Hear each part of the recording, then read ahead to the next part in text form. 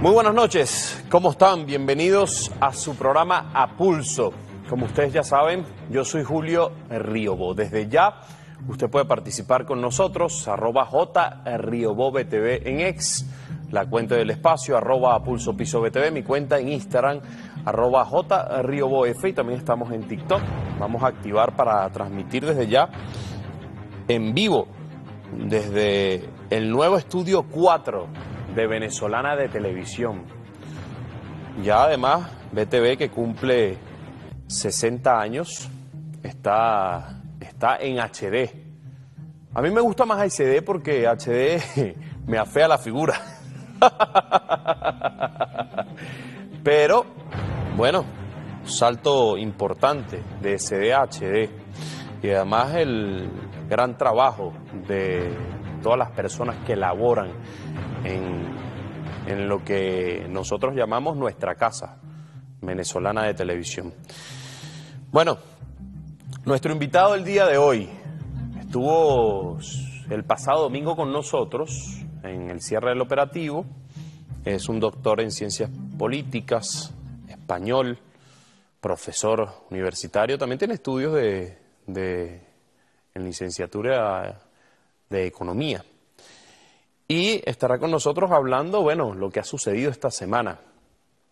El día lunes, dado el desconocimiento de los resultados por parte de un ala extremista de la oposición y pagándole a algunos sectores, sobre todo delincuentes, no es una manifestación pacífica.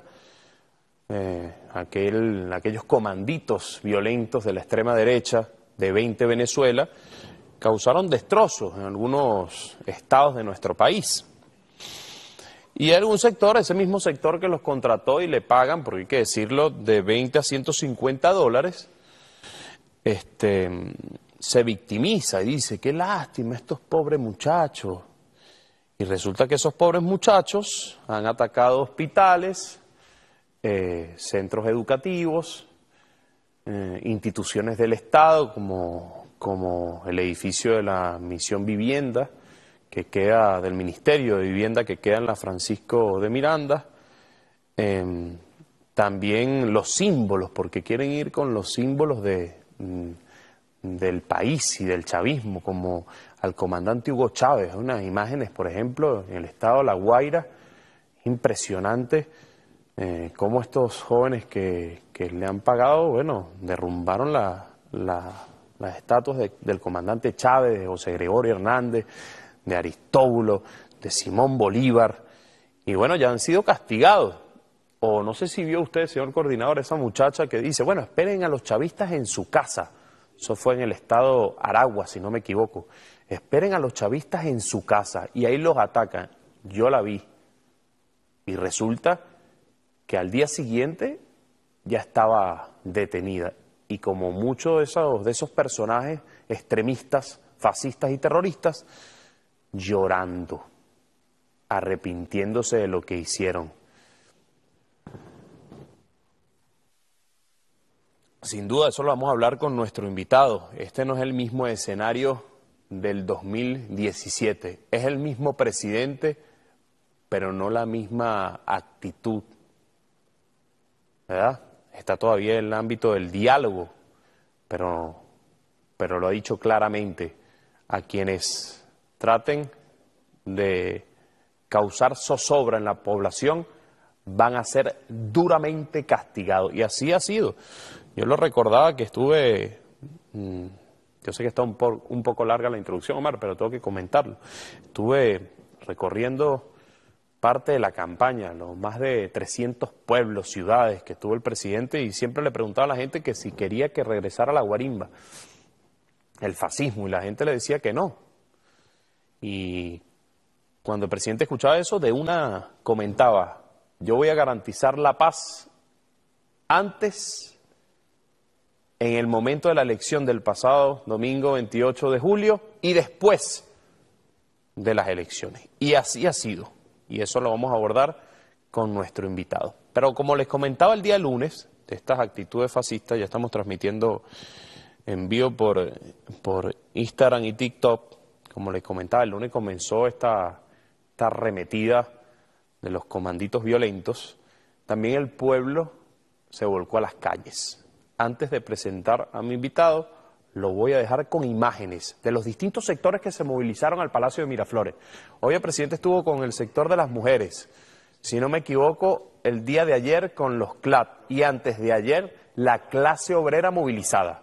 Bueno, vamos a ver parte de esas imágenes y al regreso estará con nosotros nuestro invitado, doctor en Ciencias Políticas español, que ya, bueno, creo que fue hace un mes que yo estuve con él en este programa y fue el último que hice antes de regresar luego de la elección presidencial. Vamos a abordar todos estos temas con él, pero lo dejamos con las imágenes. Aquí estamos, los hijos de Bolívar, los hijos de Guaycaipuro. Suena la diana, los soldados a la batalla, los enemigos de... Es para que el mundo nos vea que Maduro tiene pueblo, que Maduro tiene gente, que no somos invisibles, ¿verdad? Y volvemos a ratificar que el que ganó las elecciones aquí en Venezuela fue el presidente Nicolás Maduro.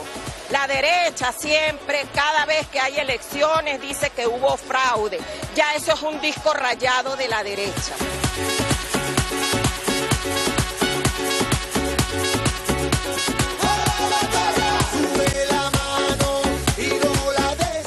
Porque nosotros votamos por nuestro presidente Nicolás Maduro porque queremos paz, queremos patria. Nosotros somos un país libre y soberano. Por eso salimos a decirle al mundo que aquí están los hombres y mujeres del bien, hombres y mujeres de la patria de Venezuela, de la patria de Bolívar, de la patria de Chávez. Suena la diana, los soldados a la batalla, los enemigos de la patria que se vayan. Y nosotros marchamos con alegría, nosotros no marchamos con odio, nosotros más bien llamamos la integración. Ahora esas personas lo que hacen es pura cuestión de odio, fíjate que utilizan niños. En esta marcha, no sé, eso que están haciendo ahorita las guarimbas, la cantidad de menores, son unos irresponsables. Porque ha llegado el gallo pinto Nicolás, el celular, el pueblo venezolano está siendo atacado bajo grupos fascistas donde le están pagando $150 a jóvenes de las comunidades para que salgan a quemar módulos policiales, módulos de salud, CDI, atacar las casas del partido, atacar los dirigentes revolucionarios donde amenazan con quemarle la familia. Eso es fascismo, eso no es democracia. ni con las redes, ni con los medios, ni en las paredes, ni con la calle. La oposición ha declarado fraude desde el 2002. Para nosotros no es nuevo lo que están haciendo, claro. Las protestas violentas no ganan nada porque están destruyendo un país tan maravilloso como es Venezuela, nuestra patria.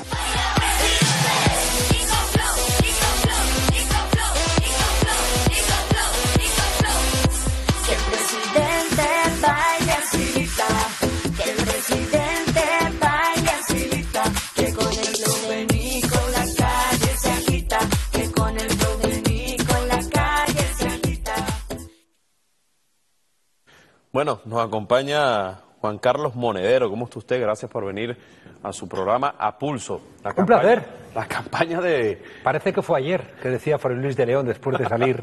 Son alegrías las campañas, ¿verdad? Las campañas son Sobre todo una en fiesta. Venezuela, Esta pero ha sido de parte muy, esta ha sido muy del festiva. gobierno nacional, porque la extrema derecha no parece ser así. Sí, pero esta ha sido muy festiva y fíjate que una de las cosas que no se le ha prestado atención, como el día de las elecciones fue eminentemente pacífico, cosa que lo deseaban todos los presidentes de América Latina, lo deseaba por supuesto el presidente Nicolás Maduro, pero parece que algunos están deseando que las cosas salgan mal, que haya ruido, que haya violencia, porque parece que solamente en el ruido y la violencia pueden encontrar su posibilidad.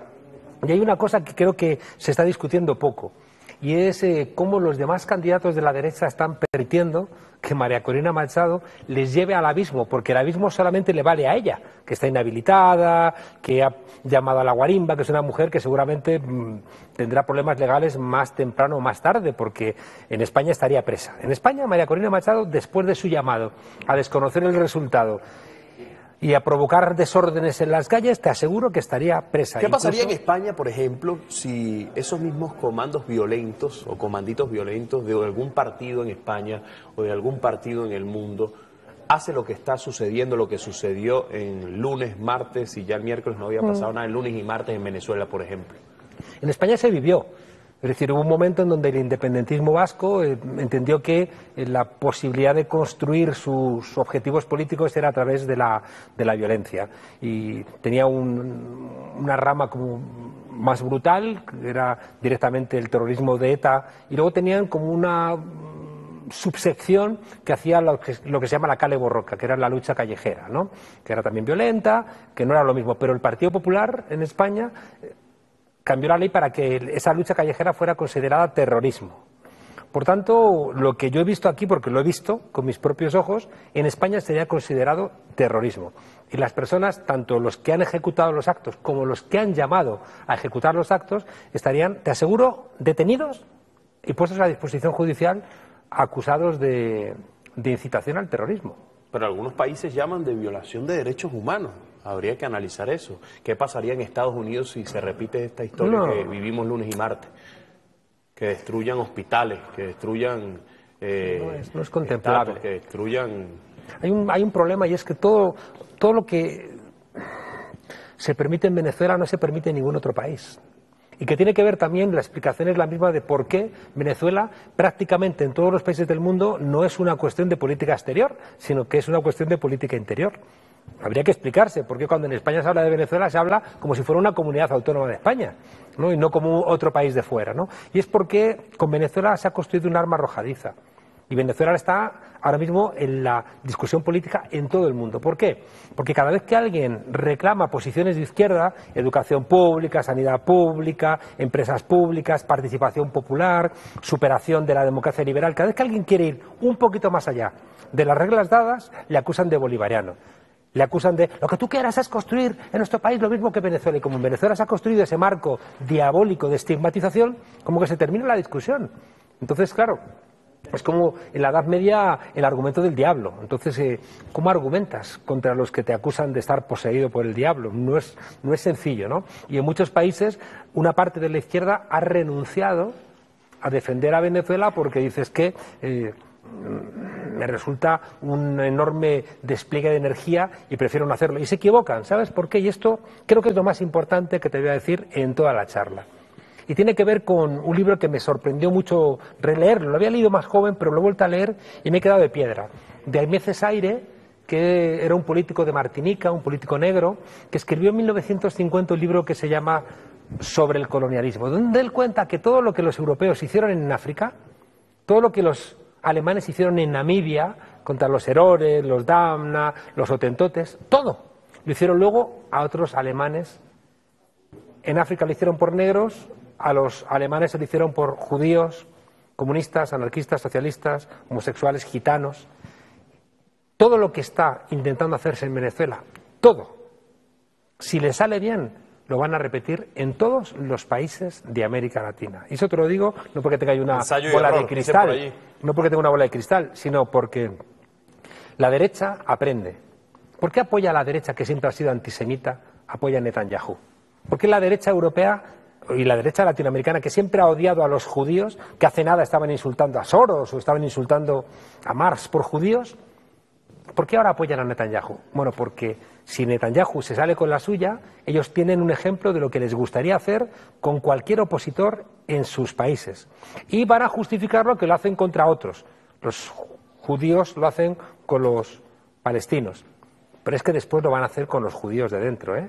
O sea, toda la masacre, si le sale bien a Netanyahu, va a hacer lo mismo con los que están manifestándose en la calle protestando contra las masacres. Fíjese, hace 3 semanas antes de las elecciones nosotros hicimos un programa y hablábamos de lo que se decía en el momento. La extrema derecha no iba a reconocer el resultado. Ya se dio ese evento el 28 de julio y usted me dijo en ese momento que sin duda el mensaje, el guión de la extrema derecha ya estaba listo y que la acción nunca fue electoral. ¿Cómo podemos analizar ese evento que no fue electoral. Estados Unidos se ha quitado la careta para estar nuevamente de frente a un golpe de Estado. Lo dijo la responsable del Comando Sur, ¿no? Y lo dijo Donald Trump. Quieren el petróleo de Venezuela y también quieren castigar en la espalda de Venezuela a todas las izquierdas del mundo y decirles, si seguís con vuestra actitud vais a terminar como Venezuela. Y claro que era un guión escrito. No tenemos que ser ingenuos. La crisis del modelo neoliberal a partir de 2008, que es lo que les ha llevado a llamar a la extrema derecha, y la crisis geopolítica, es que Estados Unidos tiene problemas serios, en términos geopolíticos. Va a perder la guerra en Ucrania, perdió la guerra en Afganistán, que tuvo que salir de allí huyendo, no le han salido bien las cosas en Irak, no le han salido bien las cosas en Siria, y necesita de alguna manera, a través de la guerra, justificar sus posiciones. Si Venezuela se sale con la suya, pues resulta que tiene una nueva derrota Estados Unidos, y son demasiadas derrotas, ¿no? Y por eso te decía que estaba escrito en las estrellas que lo que quería la oposición era participar, pero tenemos que ser justos, Julio. Yo creo que no era toda la oposición. Yo creo que la oposición ha sido abducida por María Corina Machado. Yo no sé, Manuel Rosales, que es un tipo con experiencia política, ¿por qué no sale a dar un golpe encima de la mesa y decirle a María Corina Machado, has incumplido la ley, te vamos a poner los hierros, vas a ir presa y yo me hago cargo de la oposición y me hago cargo de los 4,5 millones de votos, que son muchos votos? Y una derecha sensata e inteligente diría, pues vamos a empezar a trabajar con nuestros 4,5 millones de votos y vamos a empezar a trabajar políticamente. Porque María Corina Machado no puede hacer eso, porque va a estar inhabilitada. Entonces ya lo que necesita es romperlo todo, a ver si de las cenizas ella puede emerger como lideresa. Pero los demás, ¿qué hacen? Usted decía que el tema ya es una batalla internacional, me lo acaba de comentar, y ese sector extremista empezó a publicar un poco de actas y papeles, otros rasgados. Hoy el doctor Jorge Rodríguez hizo una exposición, una rueda de prensa presentando varias pruebas y acaba con el mito que existía con las actas supuestamente verificadas, pero para el mundo esas actas son reales. ¿Cuál es la batalla que hay que dar allí? Eso también es muy importante y yo creo que no se ha explicado del todo bien. ¿Por qué? Porque prácticamente en todo el mundo occidental el voto es en una urna, mientras que en Venezuela el voto es en una máquina. Automatizado. Claro. Y la gente eso no lo entiende. Porque nosotros entendemos físicamente que hay una urna, se mete el voto, cuando termina la jornada electoral se abre la urna, se cuentan los votos y se hace un acta. Aquí no es así. ¿Por qué? Porque ustedes han tenido fraude electoral toda la vida, con Acción Democrática y con COPEI. Claro, hoy el presidente presentaba, por ejemplo, a Ramos Alud en el año 2004. En el 2006, a el que es ahora gobernador del estado Zulia, Manuel Rosales. Luego en el 2013 también lo hizo Enrique Capriles. Todos esos han dicho que van a presentar las pruebas y ha pasado casi 20 años y no lo han nunca hecho. Las presentan. Entonces, ¿qué ocurre aquí? Ocurre algo que pasaba aquí, pero también pasaba, por ejemplo, en México. El acta mata al voto. Los que redactan el acta, fuera en las ciudades, fuera en Caracas, donde fuera, al final si Acción Democrática y COPEI redactaban el acta donde supuestamente se validaba el resultado final y no se recogían los votos de la izquierda, no funcionaba. Por eso ustedes optan por un método electrónico, donde, si en Europa tenemos la urna, ustedes tienen la máquina. Y la máquina es la que emite el acta. Eso no se entiende. No se entiende. Esta máquina es la que emite el acta. Y por eso, cuando se audita la máquina, es cuando realmente se está verificando si la máquina dicta lo que realmente ha salido. El acta real es la que sale de la máquina. Y lo que están esgrimiendo desde la candidatura de Edmundo González y María Corina Machado es un resguardo, es un papel. Pero conviene que la gente lo entienda. Es un respaldo, pero entendamos ese respaldo. Ese respaldo tiene una ventaja, y es que lo tienen todos los miembros de la mesa. Y por tanto, si como ocurre, que era lo que temíamos todos, los supuestos resguardos que tiene Edmundo González no coinciden con los resguardos de los demás, y no coincide con el voto que sale de la maquinita, que es lo más seguro, ha mentido. Entonces había una doble trampa. Primero presentaron algunas mesas que a lo mejor eran reales, eran de sitios donde habrá ganado la oposición. Y decían, hemos proyectado y teníamos, recuerdo que decían el primer día, el 73% de los votos, porque en sus proyecciones ilusas, a lo mejor contando lo que habían sacado en el Hatillo y la Lagunita, pues decían, hemos ganado en toda Venezuela. Luego además, hoy sabemos que es que encima se han inventado esos papelitos. Decía que tenían el No, y hay el firma de los 40%. testigos Sí. que plan no existe, otros no están firmados. Y decían que tenían el 40%, y decías, no, tenéis el 100%, porque tenéis testigos en todas las mesas. Y cuando han terminado la jornada electoral, todos vuestros testigos se han ido con esa documentación. Fíjese, yo escuché a Omar Barbosa, que forma parte de la plataforma unitaria, diciendo casi que a las 8 de la noche que ellos tenían el 30% de las actas. Luego a la hora salió María Corina Machado y dice que tienen el 40%. Y en esa misma declaración, 10 minutos después, ella dice que ya tiene el 100% de las actas que presentó el CNE. Y después de 15 minutos le dan la palabra al señor del Mundo, que muy poco habla en algunas declaraciones, y dice que no la tiene completa. Entonces, ¿cómo Porque están creer? improvisando. ¿Cómo creer? Claro, y Están además que eso es improvisando. lo que podría generar en aquel sector el descontento. Y Todo están- un escenario para que Estados Unidos... Están improvisando, Julio, porque están peleados entre ellos. Porque el diseño era bueno. El diseño es impecable, el que han hecho, ¿eh? Se hackea al Consejo Nacional Electoral. Un ataque, claro. No puede dar los datos oficiales y aparece la oposición diciendo, yo tengo las actas oficiales, aquí están, tengo el 73%. Un plan. Y luego encima llama a desórdenes, y es algo que quiero rescatar y quiero poner encima de la mesa, la inteligencia del presidente Nicolás Maduro, porque lo que le pedía el cuerpo al chavismo y al ejército era reprimir con fuerza a esos tipos que estaban destrozando escuelas, quemando hospitales, quemando centros de votación. Centro de salud, En de cualquier otro educación. país, ese despliegue de violencia es raro que no termine con muchos muertos. Y fíjate si con las mentiras de las supuestas actas han generado este escándalo, ¿qué no sería si la noche del domingo y el lunes hubiera sobre las calles de Venezuela 200 muertos?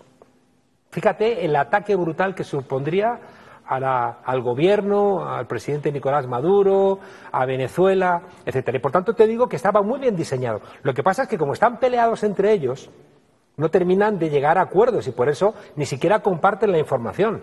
Y seguramente María Corina Machado sí que tenía la información, los otros no la tenían, o ella le da la información y no la interpreta bien, y no están conjuntados, porque al final hacen malas cosas. ¿Cómo puedes presentar unas actas tan burdas como las que han presentado? Es un delito, además. Aparte que es un delito. Actas con, como tú dices, firmadas con iniciales, otras sin firmar, otras estaban rotas. Entonces, ¿por qué haces eso? Y eso es lo que explica también, y lo tiene que saber todo el mundo, que cuando el Tribunal Superior de Justicia ha citado hoy a los 10 candidatos y Edmundo González no ha querido ir... ¿Por qué no fue, por ejemplo? Pues porque si no lo tienen que meter preso. O sea, si Edmundo González presenta unas actas que son falsas, es un delito electoral. Y es uno de los delitos más graves que puede haber en un país. Intentar falsificar el resultado de las elecciones que va a cambiar el gobierno de un país. Es un delito muy serio. Tendríamos un delito contra tres la delitos. democracia. Presentar al TCJ, el análisis que hacemos, presentar al TCJ unas actas que no son reales. Dar un resultado por encima del Consejo Nacional Electoral, que es un delito, además. Claro. Y el que... Y llamar a los desórdenes. Llamar a los desórdenes esa noche, claro. Pero digamos que María Corina podía ser la que podría reunir los tres. Edmundo, el hombre con eso de que está mayor y habla poco, podría un poco ponerse de lado, ¿no? Pero claro, si él es el que presenta esos documentos en el Consejo Nacional Electoral, él y sus abogados tienen que ir presos. Y el señor tampoco dirá, no estoy yo como para ir Mira, preso. estuve leyendo algunas cosas, sobre todo usted que, bueno, el presidente a veces hace relación a que se presentan como personajes buenos, adultos mayores, por ejemplo. Y estuve leyendo el prontuario de ese señor en El Salvador. Cuando estaba El Salvador es terrible. En El Salvador, Es terrible. cuando Leopoldo Castillo, que tenía un programa de televisión en Globovisión, una televisora privada de Venezuela, bueno, él conocido como el Matacura, era embajador, él era el asesor o la mano derecha Era el primer. de Leopoldo Castillo. Entonces, también tiene un prontuario fascista y terrorista, que es lo que vemos en las calles Sí, o los sea, dos la gente primeros tiene que días de saber esta que era semana. cuando había un plan en Ecuador para asesinar a toda la gente de izquierdas, incluidos a los curas. Recordemos que asesinaron a Ellacuría y a otros sacerdotes jesuitas.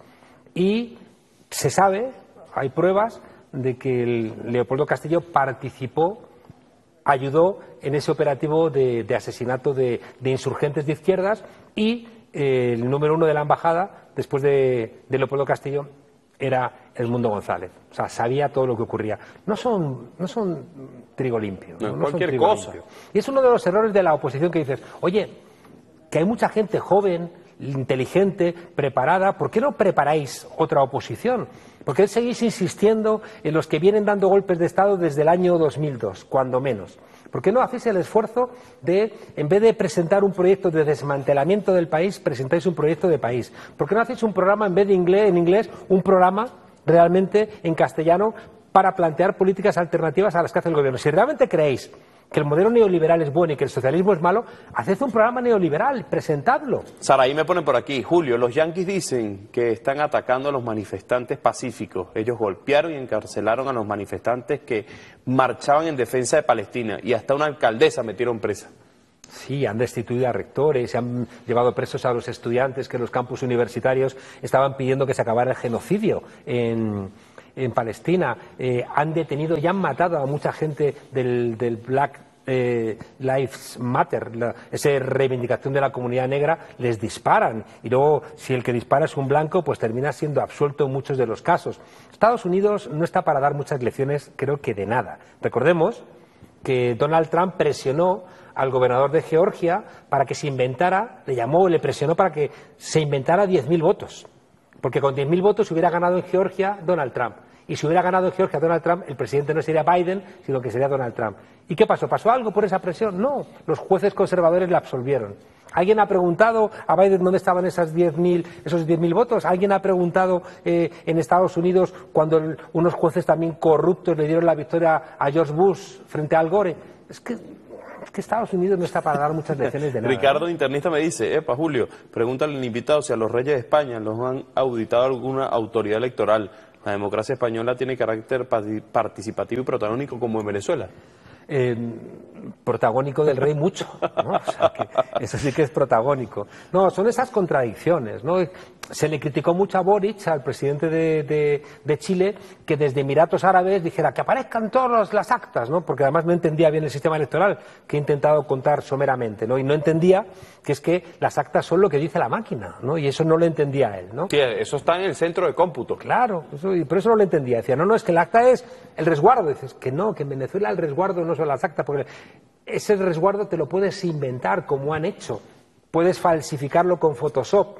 Y eso creo que había que haberlo explicado antes, sabiendo que iban a contar desde la oposición toda esta sarta de mentiras, que ha sido muy intuitiva. Yo llevo 3 días explicándole al mundo mundial cómo no tienen razón. Porque intuitivamente dicen, no, es que las actas son el voto, es lo real. Y dices, no, lo real es lo que sale de la maquinita. Dices, no, pero el voto es no, eso se puede falsificar.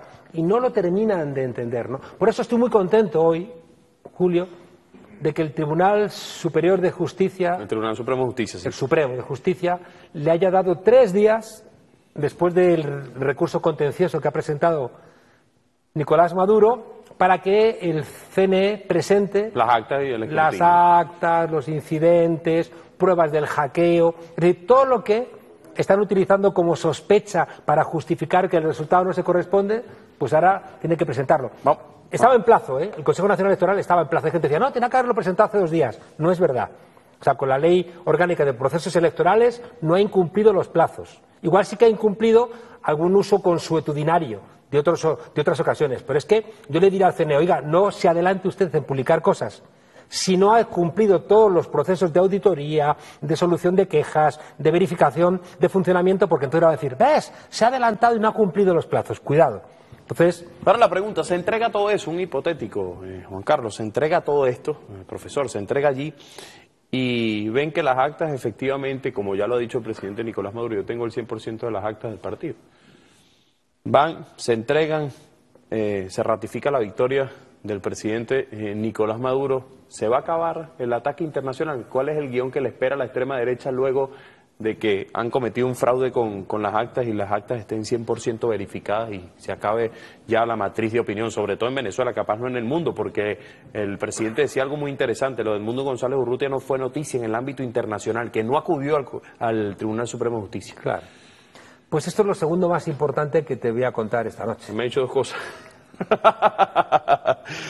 Lo segundo más importante es que yo creo que las elecciones que ha habido en Venezuela son una suerte de parteaguas entre el declive de la hegemonía norteamericana, acompañada como mayordomos tristes de la Unión Europea, y los BRICS, ese conjunto de países donde está Brasil, Rusia, China, India, Arabia Saudí, donde fue invitada Argentina y declinó, y donde está invitada Venezuela.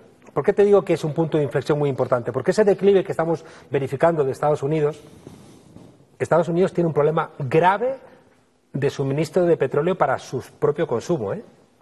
Si Venezuela, que es el país con las reservas registradas más importantes del planeta, empieza a trabajar con los BRICS y no trabaja con Estados Unidos tiene un problema. Y por eso yo no descarto... Y invitaron al presidente de Rusia, además. Yo no descarto que dé marcha atrás Estados Unidos. Es decir, gente inteligente... Hoy estaba hablando con un grupo que se llama Empresarios... ¿Cómo se llama? Empresarios del petróleo de Texas, ¿no? Que le están diciendo al presidente Biden... Terán, el compañero Terán, sí, está en parte de ese empresariado. Pues le está diciendo a Biden, estás loco. Si no conseguimos que Venezuela colabore con nosotros, no vamos a poder garantizar la necesidad energética del país. Y por tanto, fíjate, en ese parteaguas hay un sector que dice, tenemos que irnos con Estados Unidos y con la OTAN, a como sea, le regalamos el territorio, le regalamos a la Exxon el Esequibo, le regalamos lo que quieran, y otro sector que dice, vamos a ser soberanos y vamos a crecer con los BRICS. Y vamos a ser soberanos energéticamente y vamos a vender nuestras riquezas. Y creo que este comportamiento de la oposición, este comportamiento de Estados Unidos, este comportamiento de Perú, este comportamiento de Argentina, está acabando la fosa de diferencias. Y cuando se termine la dictadura legal y democrática de Argentina, cuando se termine la dictadura ilegal y no democrática de Perú, cuando se terminen todos esos sucesos, creo que desafortunados, de las democracias latinoamericanas, y se mira hacia adelante, ya no van a mirar hacia Estados Unidos. Ese mirar hacia adelante va a ser... Por ejemplo, Perú dice que aquí hubo fraude. Pues, ¿qué puede decir Perú de eso? ¿Cómo llegó Dina Boluarte? El presidente Castillo encarcelado porque a él le dieron un golpe de Estado, ¿no? ¿Quiénes son? ¿No? O el demente de Milei. Esta mañana me llamaban de una radio argentina, un periodista muy vehemente, ¿no? Decía, es que Venezuela, es que los inmigrantes... Y digo, claro, es que ha habido una sanción durísima, que ha costado, lo comentaba el Washington Post, 3 veces lo que provocó la Gran Depresión en Estados Unidos. Entonces el tipo insistía, le digo, mire, me va a perdonar, pero han venido muchos periodistas argentinos a cubrir las elecciones y se han sorprendido de que en los supermercados venezolanos hay más productos que los supermercados argentinos y más baratos. Hoy uno de los que siempre ha denunciado el fraude, que lo decía el presidente, yo vi el video luego, hay una cadena comercial de farmacia en este país, y mientras que ellos dicen y las personas de la plataforma unitaria llaman que aquí hay una desobediencia civil, una guerra civil, un ambiente hostil para que la gente salga a trabajar y todo esto, estaba comprando como si nada, dentro, lo voy a decir públicamente, dentro de Farmatodo, claro, comprando como cualquier cosa, mientras eso es lo que dice en las redes sociales, pero en la realidad es otra. Es que por eso te decía también que estos golpes mediáticos, porque son golpes mediáticos. Eso lo hizo Gerardo Blay, se me olvidó nombrar quién era el personaje. Son golpes mediáticos que construyen una realidad paralela, pero la realidad paralela dura lo que dura su contrastación con la realidad. Yo puedo decir que esto no existe, pero existe y suena, ¿no? Y cualquiera se choca con ello, ¿no? Sea una mosca o sea un ser humano. Entonces, claro, fíjate que esto es lo tercero más importante que te voy a decir. Se creen la muletilla de Juan Carlos Monedero. Se creen sus propias... No voy a decir más de 5 grandes cosas importantes. Una de las cosas que les pasa es que terminan creyendo sus propias mentiras, porque les construyen mundos paralelos, y el emperador está desnudo, pero no lo sabe. Fíjate, que alguien me explique, a ver si la gente que te está escribiendo, alguien me explica cómo es posible que Xóchitl Gálvez, la candidata que contendió contra Claudia Sheinbaum en México por la derecha y Claudia Sheinbaum por la izquierda, por Morena, ¿cómo es posible que pierdas por 30 puntos y nadie te lo diga? ¿Cómo es posible que seas derrotada por 30 puntos de distancia y nadie en tu equipo te haya dicho vamos mal en las encuestas? Y que incluso esa noche electoral hagas el ridículo dando una rueda de prensa diciendo hemos ganado, hemos ganado. Y llamen al fraude, porque claro, también algunos Entonces, llamaron al fraude. Entonces, al final esta gente terminan creyéndose ese guión que les han preparado unos guionistas de Hollywood para representar su show. Tú sabes que cuando termina la guerra de Irak le piden a los guionistas de Top Gun que diseñen cómo tiene que anunciar George Bush el fin de la guerra. Y entonces parece que él baja de un portaaviones que está en Irak una escena. Y va con el casco y parece que él ha pilotado el avión como si fuera, ¿cómo se llama ese? Tom Cruise, ¿no? Entonces, esos guiones se los han hecho.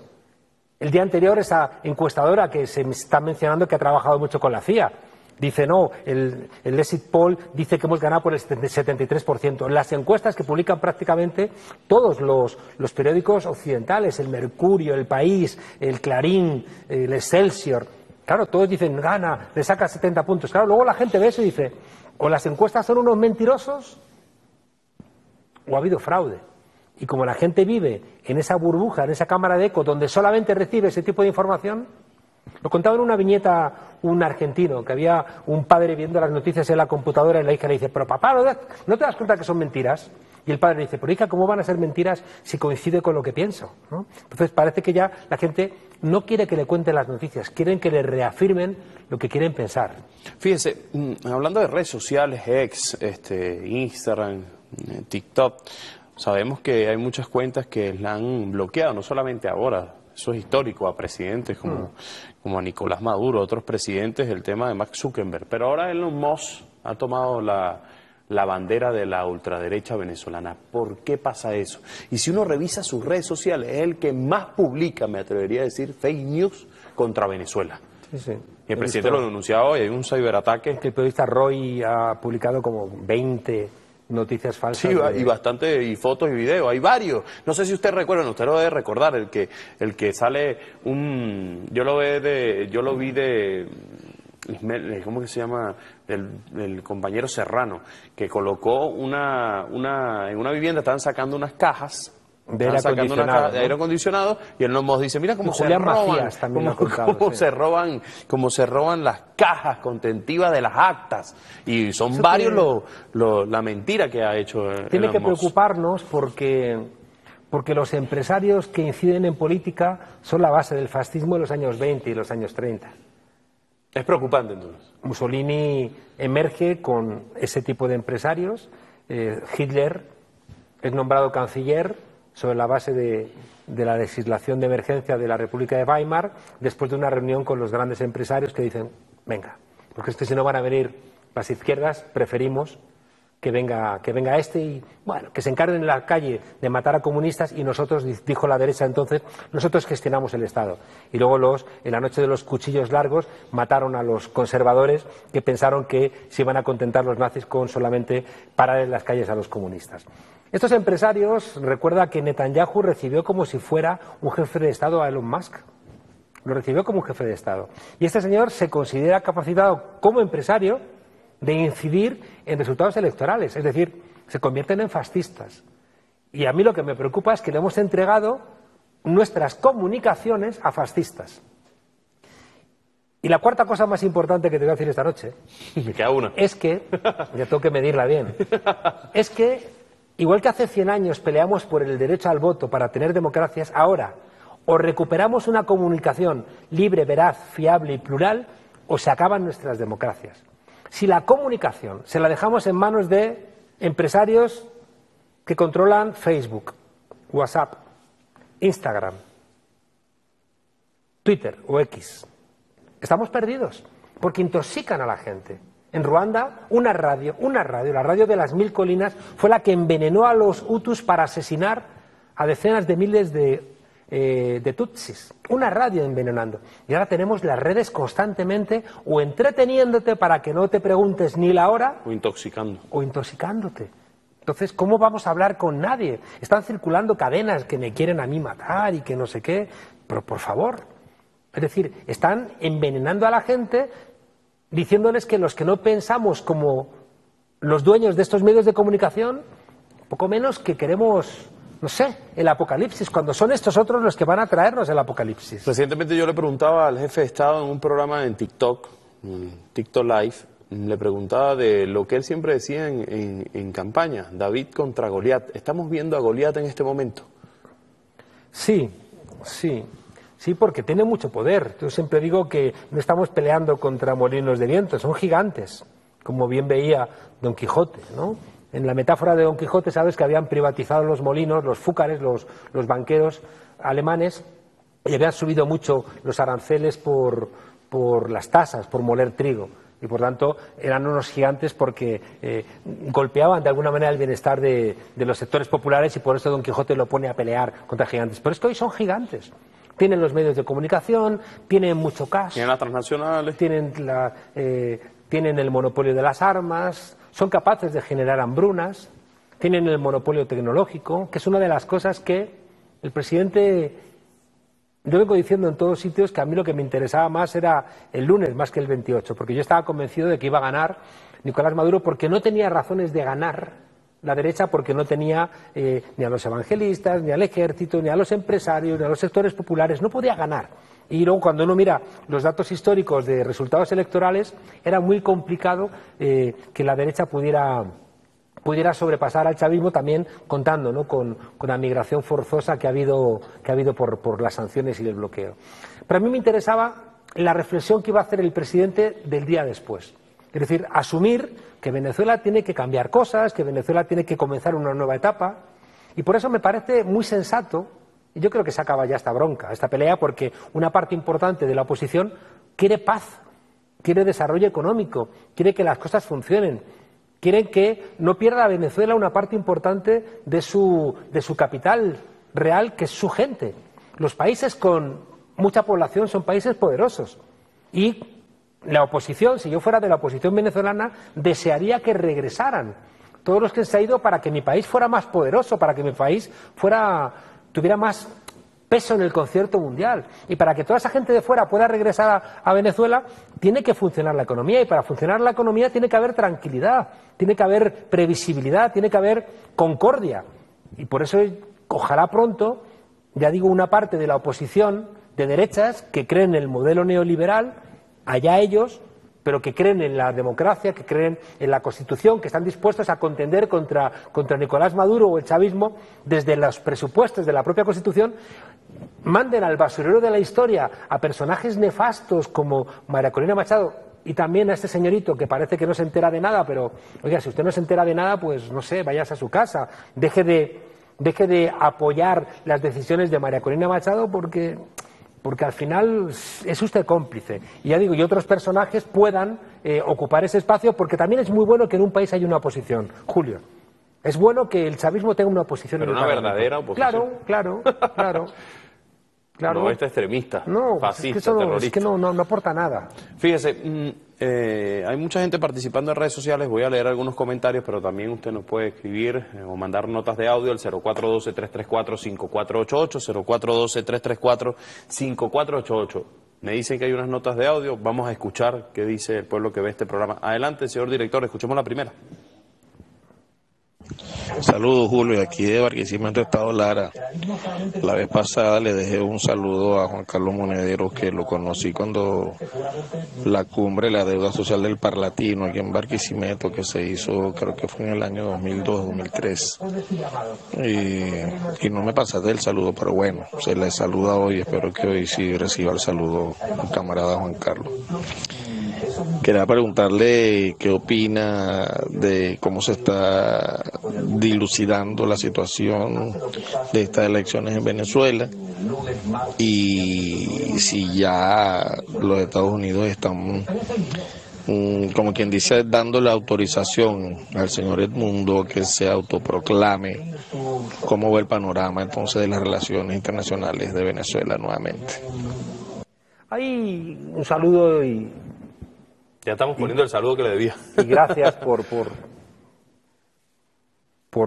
el cariño durante todos estos años. Hay una petición que, como decía antes, intuitivamente es lo que está reclamando pues todo el mundo, ¿no?, que es la publicación de las actas mesa a mesa, las 30.000 mesas, y que al final se sepa de una manera fehaciente qué es lo que se ha votado en las 30.000 mesas. Y eso se tiene que publicar en los plazos que el CNE entienda que le corresponden, no porque alguien te empuja desde fuera para que publiques antes de tiempo, ¿no? Porque en otros momentos lo que se ha publicado también es cuando la tendencia era irreversible, quién era el ganador, y como ocurre en todos los países, ¿no? Y ahora lo que tiene que hacer es terminar el CNE de completar las elecciones con su cronograma, que va a terminar con la auditoría cívica, donde van ustedes a abrir el 51% de las cajas donde están los resguardos. Es que es imposible que no coincidan todos los datos, las actas que se hicieron el día de las elecciones que firmaron los miembros de la mesa, los testigos, el acta real que sale en la máquina, el cómputo que hace el Consejo Nacional Electoral, el cómputo que hacen los diferentes partidos, el acta que sale del 55% de las cajas donde están los resguardos y que también se ha hecho un acta, el acta que se va a hacer cuando se audite el 51% de las cajas finalmente. Es que son muchos datos y, por tanto, no se sostiene esta idea de que puede haber fraude, no es real. Y por eso siempre todos los presidentes de los tribunales electorales de América Latina han dicho: este sistema es muy fiable, saquen ya los datos, saquen los datos. Bueno, pues los datos saldrán, ojalá salgan muy pronto, pero ha habido un adelanto. Y no sé si es un adelanto porque no sé si en los plazos, mañana o pasado a lo mejor, nos encontramos con que el CNE saca los datos, los llamados tabla mesa. Pero lo que tenemos ya es que el Tribunal Supremo de Justicia ha obligado a todos los partidos a presentar su información. Y su información tiene que coincidir con el resto de las informaciones, ¿eh? O sea, los datos que tiene el PSUV no pueden estar falsificados, ¿eh? Tienen que coincidir con los que el día de la elección por la noche mandaron en un sobre, lo que llaman ustedes el sobre 1, cerrado y firmado por todos los miembros de la mesa, se mandó a Caracas, al Consejo Nacional Electoral, en un correo privado. Y, por tanto, ese sobre tiene que coincidir con lo que tienen los miembros de la mesa. No puede haber trampa. Y repito, si Edmundo González no se ha personado hoy es porque no quiere dar cuenta personalmente de la validez de esas actas que ha presentado María Corina Machado en esa página fake. Brasil va a reconocer, Colombia va a reconocer, México va a reconocer, ha reconocido Bolivia, ha reconocido los países del ALBA, ha reconocido Rusia, China, India. Es decir, ha reconocido el grueso del planeta. ¿Qué va a hacer Estados Unidos? Estados Unidos va a ponerse del lado del loco de Milei, de la dictadora de Perú, va a renunciar a tener un espacio de diálogo con los grandes países latinoamericanos. Porque no nos equivoquemos también. López Obrador, Lula, Petro, le han dicho a la OEA, a la Organización de Estados Americanos: no te queremos, no eres nadie, no vales para certificar ninguna calidad democrática en nuestro continente. Y eso enfureció a Almagro. Bueno, pero Almagro es un sinvergüenza. Es un tipo que justificó el golpe de Estado contra Evo Morales, fue la que validó a Yanín Áñez, que está en la cárcel por dar un golpe de Estado. Almagro estaba con la golpista Yanín Áñez, pero por Dios bendito. Y por eso López Obrador ha dicho: pero usted es un sinvergüenza. Y Lula le ha dicho: usted es un sinvergüenza. Y cualquier persona decente le tiene que decir a Almagro: usted es un sinvergüenza. Y la OEA es una recuperación por parte de Estados Unidos desesperada cuando sus títeres, Macri, Iván Duque, Bolsonaro, dinamitaron la UNASUR, que era el espacio real junto con la CELAC de la representación de América Latina, Centroamérica y México, porque Estados Unidos quiere la OEA porque es la que él controla. Y el presidente Chávez, que es una de las cosas por las cuales le han odiado siempre, montó la UNASUR, montó la CELAC y dijo: aquí Estados Unidos no, somos los países latinoamericanos. Fíjese, hablando de las incongruencias de la extrema derecha, vamos a realizar una pausa, una última pregunta, señor Leonardo. Vamos para allá. Dicen en redes sociales que, sobre todo Tomás Guanipa, lo dijo en redes sociales, que por qué no repetimos las elecciones. ¿Qué le parece? ¿Cómo analizar eso? No, si ellos ganaron, ¿verdad? Si ellos ganaron, tienen las actas, ¿por qué quieren repetir las elecciones? Y también hay inicialmente el canciller de Petro, creo que también se equivocó, ¿no? Porque bueno, se viene equivocando desde hace... porque jugaba con esa idea y aparte tuvo una frase muy fea, ¿no? Enséñales al mundo, ¿no? Y el mundo, ¿qué tiene que decir? sea, si yo como español me dice alguien, enséñales al mundo, váyase usted de paseo, ¿no? O sea, ¿quién es usted para decirme a mí lo que tengo que hacer con mi sistema político, ¿no? Entonces, creo que ahí ese señor, no sé si estuvo demasiado tiempo en Estados Unidos, de embajador, y ahí se le pegaron tics que no son convenientes para un gobierno progresista y para una persona progresista y a la que tanto quiero, como Petro, que me parece una persona muy valiente, muy sensata y muy inteligente, ¿no? Creo que... Pero ¿cómo se explica eso de querer repetir las elecciones? Bueno, pues, esa misma ultraderecha como... que dice que ganó, por paliza, además. Yo juego contigo $20 a cara o cruz. Y tira una moneda. Tú dices cara, sale cara. Y te digo ahora, me juego 40. Y tiramos una moneda. Y vuelves a ganar tú. Yo me juego 80. Y vuelves a ganar tú. 160. Y ya gano yo, digo, ya no juego más. No, oiga, si no son las cosas. Las elecciones es un día que nos ponemos todos de acuerdo para expresar la voluntad popular después de un debate, de una deliberación, donde se han evaluado las propuestas y también el desempeño de los diferentes actores políticos, y en ese día de las elecciones nos ponemos de acuerdo para articular quién va a dirigir el Estado. Cuidado, y también ha dicho el presidente una cosa muy importante. ¿Quién va a dirigir el Estado? No quién va a cambiar la Constitución, porque gana Milei las elecciones y se permite el lujo de cambiar presupuestos constitucionales, que es lo que le llevó al presidente Nicolás Maduro a decir, oiga, aquí no piensen que van a llegar los fascistas y van a cambiar las políticas que el pueblo se ha dado a sí mismo para prosperar. Eso no es. En las elecciones tú no puedes desmantelar la base democrática de un país. El día de las elecciones es el día donde dirimimos quién va a gobernar en el próximo lapso. En la democracia liberal, decía Rousseau en el Contrato Social, qué tontos los ingleses que creen que son libres porque votan cuando solamente son libres una vez cada 4 años. La democracia protagónica hace que el pueblo sea protagonista no solamente el día de las elecciones, sino todos los días. Y es ese pueblo que se considera protagonista el que dice, vamos a elegir quién va a dirigir el gobierno, pero el funcionamiento del Estado lo hacemos entre todos. Y la Constitución la aplicamos entre todos. Y el poder constituyente lo tenemos el pueblo, no el que gana las elecciones. Por eso, esa frase que tanto la decía Chávez y que también la ha dicho muchas veces el presidente Maduro, mandamos obedeciendo, ¿no? Obedeciendo al pueblo, que tiene ese protagonismo. Claro, que de repente ese esfuerzo que hace un país de decir quién va a dirigir la política, si pierdes digas, vamos a tirar otra vez la moneda, a ver si gano yo. Hombre, eso no es serio, ¿no? Fíjese, vamos a realizar una pausa. Recuerde, puede participar con nosotros, @JRioBTV en X, la cuenta del espacio @PulsoPisoBTV, mi cuenta en Instagram, @JRioBF, y también estamos en TikTok, JR Periodista, y el 0412-334-5488. Son las 11:02 de la noche. Me decía, no puede ser que estemos 1 hora y media conversando. Pero bueno, sí. Es que hablas mucho. Vamos a la pausa. Leo, vaya y venga. No se aparte.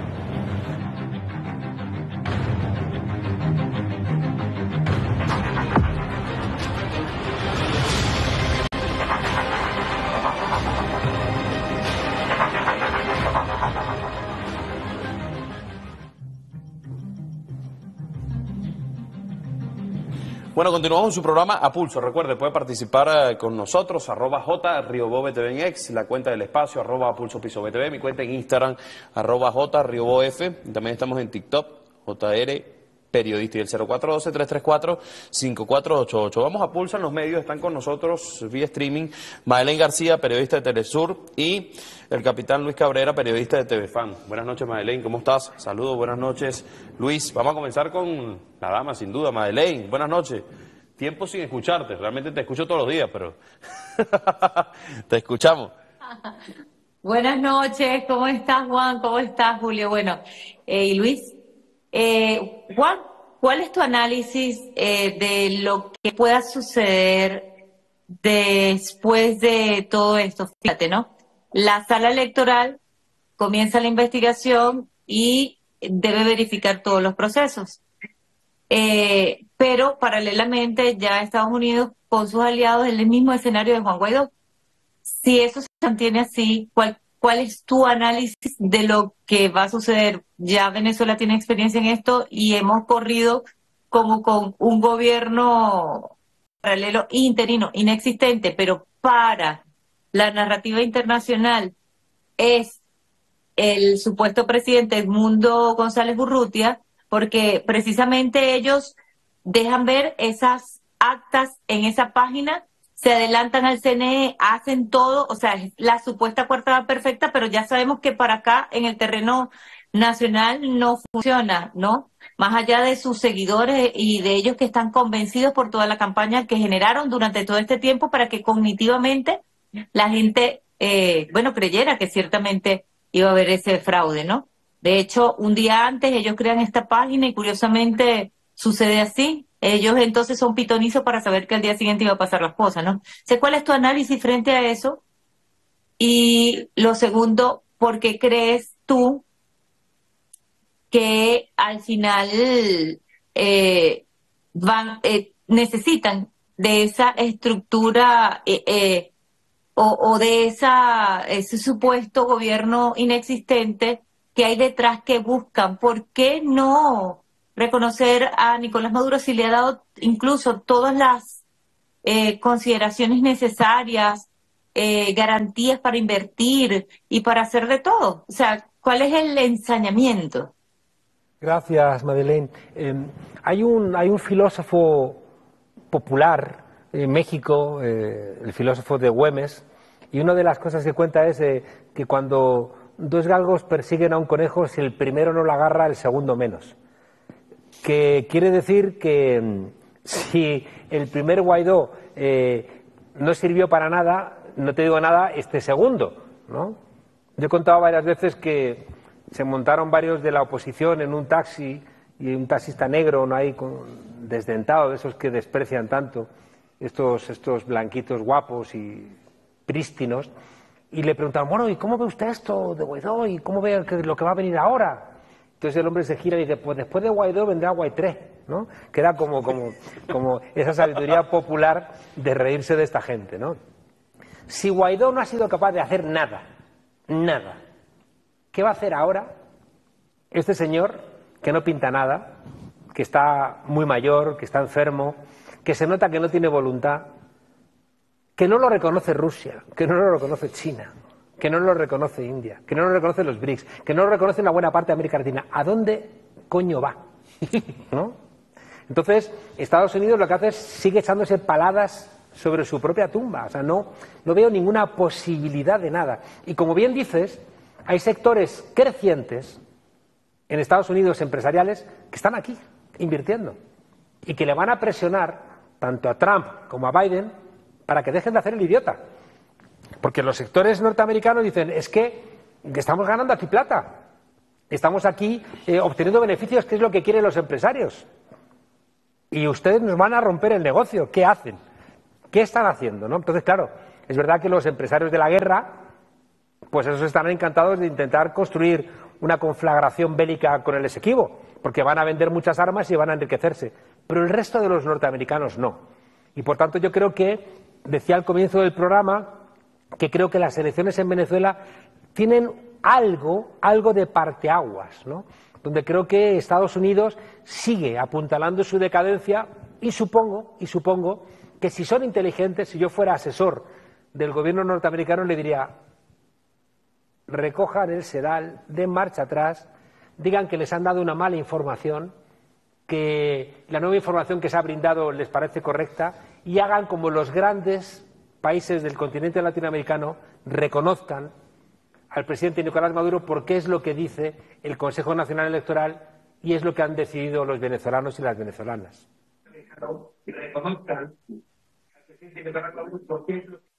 ¿Tienes otra pregunta, Madeleine?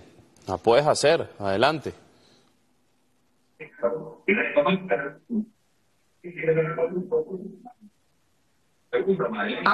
Puedes hacer, adelante. Sí, sigo con este tema, o sea, ¿por qué el ensañamiento, en contra de Venezuela si el presidente Maduro ha dado todas las garantías para los inversionistas?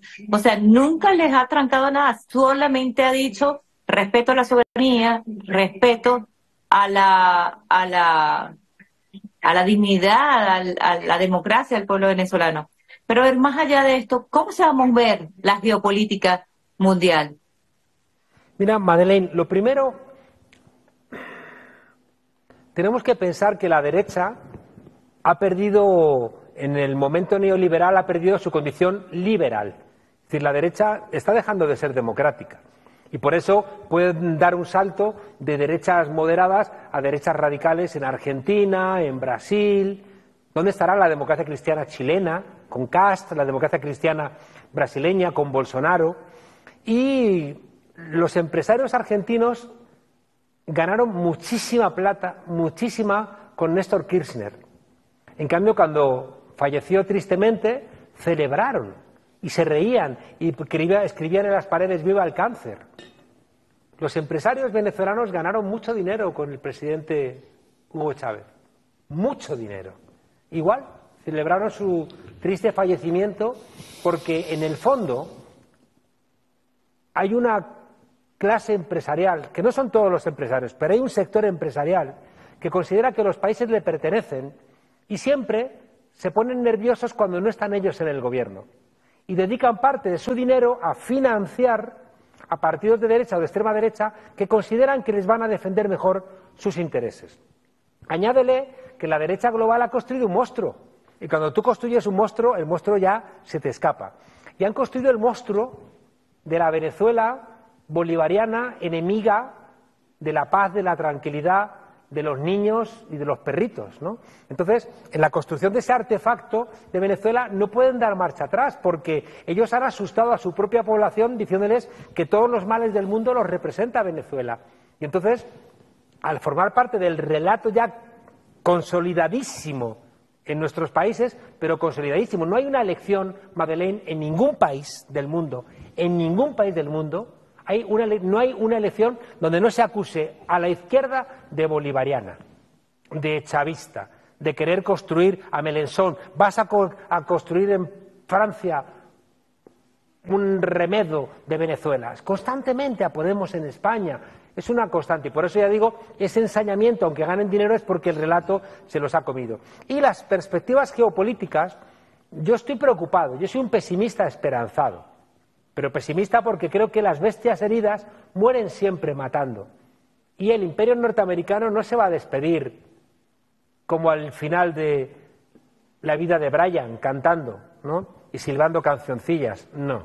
Se va a despedir pues dando zarpazos. Y tenemos que preverlo, porque si lo prevemos podemos frenarles. Por eso es muy importante, me parece que es muy relevante, la invitación que le han hecho los BRICS a Venezuela, porque con el acompañamiento económico también van a venir acompañamientos de otro tipo. En el momento en que Venezuela esté acompañada por los BRICS, va a ser más complicado que la amenacen, que la sancionen, que la castiguen, que la invadan, aunque yo creo que lo de la invasión nunca lo han considerado, porque si se le ocurriera a alguien invadir Venezuela se encontraría con algo mucho más duro que lo que se encontraron los gringos en Vietnam. Por tanto, las invasiones no termino de verlas, ¿no? porque pagarían un alto costo. Pero bueno, seguir con este tipo de comportamientos sí que lo veo bastante factible, porque no toleran ningún resultado. Ha ganado Mélenchon las elecciones en Francia. ¿Le han dejado presidir la Asamblea? No. ¿Le van a dejar a Mélenchon o a alguien del nuevo Frente Popular gobernar? No. Es decir, no seamos ingenuos de pensar que este neoliberalismo en crisis va a ceder tranquila y apaciblemente su hegemonía, porque no lo va a hacer. Y por tanto yo lo que veo en el futuro es un reforzamiento de Venezuela con Brasil, con Colombia, con México, con los hermanos de América Latina, y que tienen que ayudar también a que se vayan al basurero de la historia los que están causando tanto dolor a sus pueblos en Argentina, en Panamá, en Perú, etcétera. Con el capitán Luis Cabrera, periodista de TVFan. Hola Luis, saludos, buenas noches, te escuchamos. Muy buenas noches, agradecido de verdad por esta invitación en nombre de nuestro ministro de la Defensa, general en jefe Vladimir Padrino López, y todos los combatientes, hombres y mujeres que hoy defendemos esta patria. Bueno, tanto gusto, doctor Juan Carlos Monedero, politólogo de España, y quisiera por favor que usted compartiera parte de lo que ha sido su afirmación cuando menciona que el periodismo debe hacer valer la verdad. Y en segundo lugar, el rol que juega nuestra Fuerza Armada Nacional Bolivariana, que garantiza la paz, que garantiza la defensa militar. Pero además de eso, también participa en la política porque los generales de la República son hombres de Estado. Y perfectamente nosotros hoy podemos decir al mundo que hay una unión cívico-militar-policial inquebrantable. Quisiera saber si usted ha percibido esa unión que garantiza hoy día el éxito y el porvenir de la patria venezolana. Muchísimas gracias. Claro. Me preguntaba, gracias por tu pregunta, me preguntaba hoy un periodista español que qué me parecía la declaración del presidente Maduro de que, llegado el caso, aquí habría otra revolución mucho más profunda. Como diciéndome, mira qué cosas dice el presidente Maduro. Entonces yo le he contestado al periodista que nuestros derechos civiles, nuestros derechos políticos y nuestros derechos sociales, es decir, lo más hermoso de nuestras constituciones, tanto la española como la bolivariana, viene de revoluciones. Viene de la Revolución Francesa, viene de la Revolución Americana, viene de las revoluciones del siglo XIX, viene de la Revolución Rusa, y que, por tanto, que recordemos que los orígenes de nuestros derechos están asentados en constituciones, en revoluciones, me parece muy hermoso. Y en ese sentido, Venezuela tiene una peculiaridad, y es que es uno de los pocos países del mundo donde se sabe que el ejército no va a intervenir para disparar a su propio pueblo, como ha pasado tantas veces en tantos sitios en América Latina, sino que la principal misión del ejército en Venezuela es defender la Constitución y, por tanto, defender al pueblo. Y claro, cuando de repente tienes a un ejército comprometido en la defensa de la Constitución, es muy difícil que venga nadie a quebrar la Constitución. Y claro, a mí me parecía muy hermoso eso, que era una anécdota, pero que en el fondo expresaba mucho más, que era este hecho de que una soldado se negó a darle la mano a saludar a María Corina Machado. Y uno se preguntaba, pero esta señora que ha llamado a una invasión norteamericana que les hubiera correspondido a ustedes junto con el pueblo, porque siempre cuando nos invade alguien es el pueblo junto con los militares, no siempre los militares. En España, cuando la invasión francesa, fue el pueblo el que respondió, porque los militares en eso no estuvieron a la altura, igual que en el año 36 fue un sector del ejército el que nos dio un golpe de Estado, ¿no? Por eso a veces no siempre en España se entendió el papel del ejército en Venezuela, que yo lo entendí pensando en los militares leales a la República que tomaron las armas para defender la Constitución de 1931. Y en ese sentido, como le planteaba, bueno, pues a mí me alegra profundamente ese compromiso, porque ese compromiso que tienen ustedes con la defensa de la Constitución es el que evita las veleidades que puede tener nadie de una invasión, o tienen ustedes la capacidad de frenar de inmediato, como ocurrió el domingo y el lunes, cualquier intento de tumbar el gobierno con guarimbas, con manifestaciones, y encima tienen ustedes la profesionalidad de haberlas frenado sin generar muertos, lo cual demuestra una enorme profesionalidad, y ojalá funcionasen así todos los ejércitos de todo el mundo. Y la primera pregunta que usted me hacía forma parte de uno de los desafíos más grandes que tenemos, y es que los medios de comunicación en las redes sociales y la inteligencia artificial, con la capacidad de producir noticias y de tergiversar la realidad, si no la frenamos, si la dejamos en manos de locos como Elon Musk, de pequeños dictadorzuelos, de gente abocada al negocio, de gente, para mí, psicópata como Mark Zuckerberg, que hace que nuestros hijos estén enganchados a Facebook, a Instagram o a cualquier red social, mientras que ellos le prohíben a sus hijos usarlas. Que hay que ser muy psicópata para que tú produzcas droga para los hijos de los demás que no la quieres para tus propios hijos. O repensamos el papel de la inteligencia artificial y la ponemos en manos de lo público. O recuperamos las redes sociales para lo público. O repensamos el papel de los medios de comunicación y las redes sociales en la actual democracia, o creo que la perdemos. O creo que la perdemos porque están inyectando irracionalidad en una buena parte de la población. Y cuando alguien entra en la irracionalidad, no hay diálogo. Y la democracia nuestra, nuestras democracias actuales, nuestros gobiernos representativos, nacen de la creación de esferas públicas. Si no hay una esfera pública donde los venezolanos y las venezolanas pueden evaluar lo que ha hecho el gobierno y lo que plantea la oposición, si no existe esa esfera pública, la democracia se desvanece. No tienes a quién votar ni por qué votarle. No puedes autorizar a nadie a gobernar ni desautorizar a alguien para que gobierne porque no tienes criterio. Claro, cuando la esfera pública en una buena parte se convierte en un envenenamiento irracional, donde la discusión es imposible, donde priman los gritos, las mentiras, las amenazas, las fake, los bulos, desaparece la democracia. Por tanto, y lo digo muchas veces, hoy, en todos nuestros países, si queremos defender la democracia, tenemos que empezar a militar en el relato. Tenemos que ser militantes del relato, porque si no, el relato va a terminar no por matar nuestra militancia, sino por matar nuestra propia condición de demócratas. Bueno, agradezco a Luis Cabrera y también a Madeleine García por participar en este programa Pulso. Ya ha llegado al final de este espacio. Voy a leer un comentario para despedir.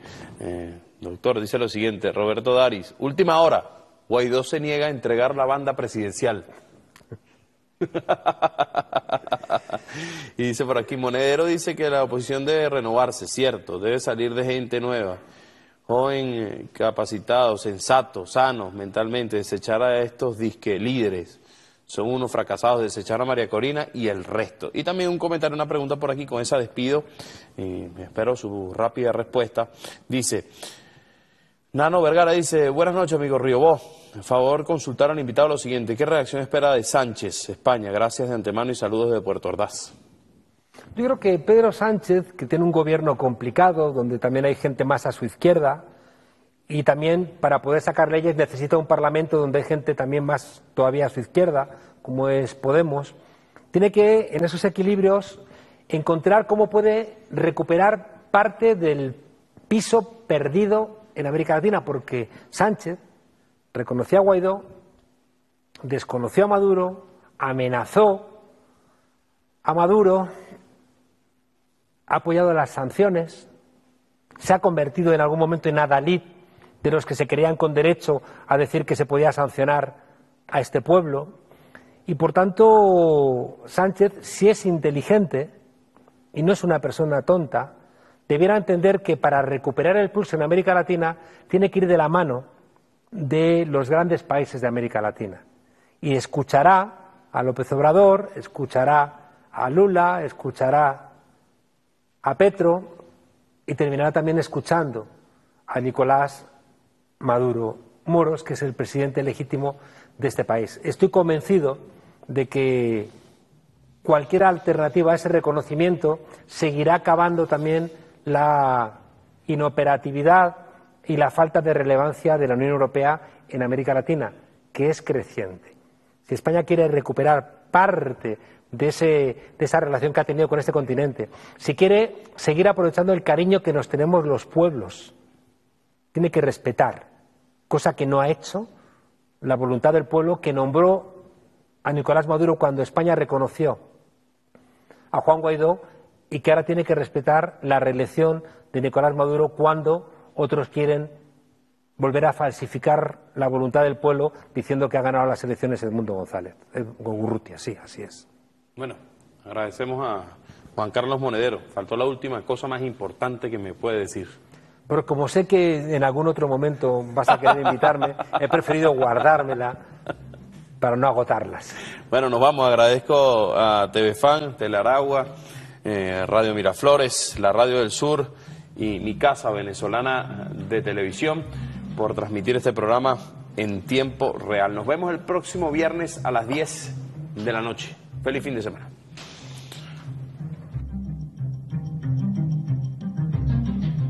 El compromiso es contigo.